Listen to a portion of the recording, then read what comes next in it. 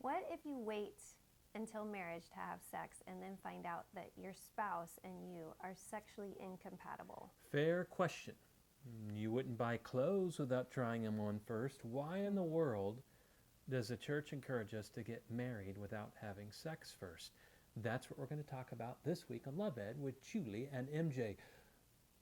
Due to the subject matter, however, if you have small children, siblings, or pets in the room, you might want to ask them to leave at this point in time.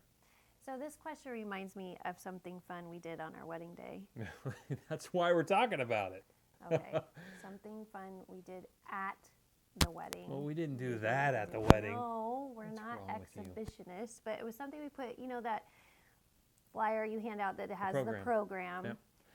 Something we put in there on the back. Well, you always put the new address where the happy couple will reside, and after that address, Julie and I put the reference where Genesis 2:25 will apply. But we didn't actually put the words of the verse because we wanted, we wanted people to look that up if they wanted to.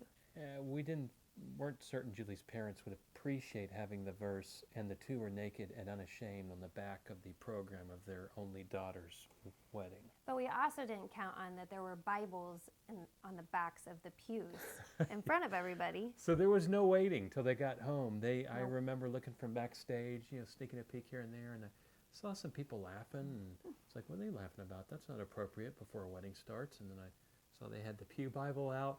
And then I watched that information kind of disseminate like a virus across the auditorium. Awesome. Yeah. But the verse before Genesis 2:25 and Genesis 2:24, marriage is defined as, a man shall leave his father and mother and cleave to his wife, and the two shall become one flesh. And they shall be naked and unashamed. And this verse applies to our question because the marriage covenant is created so that you can be with each other naked, completely vulnerable, completely transparent with each other, and safe. That's the unashamed part. It's a safe place to be. God made it the perfect place to have sex, to figure out sex, and to have a good sex life. You use the word figure out sex.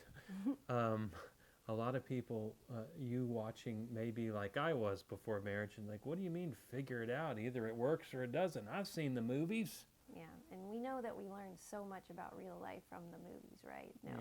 Being intimate with the love of your life is not like trying on clothes. It's not like putting on a shirt and thinking, oh, this isn't my size, this doesn't fit me, or oh, it's the wrong color, I don't look good in this. It's more like making a shirt together. You pick out the material together, you find out what kind of material is comfortable for you, you size it to yourself, what fits, and as you work on it together, you are sharing, you're communicating, you're discussing, you're giving and taking, and sex is an adventure that you're in together, and you figure it out that way. Yeah, it's funny because you talked about you're talking about it, and I think in the movies there is no talking about it. It just happens. I mean, it could not happen in the movies because it's like magic. But sex is not about magic. It's about marriage. And yeah, magic looks a lot cooler than marriage, I'll admit. Has a neat soundtrack, and you don't know how it happens. But magic isn't real. And marriage may not look as cool as magic, but marriage is real. And having a committed, lifelong covenant relationship is the best place for two people to enjoy becoming one. Just like God said, that's what you're doing. You're in the process of becoming one. There's no rush.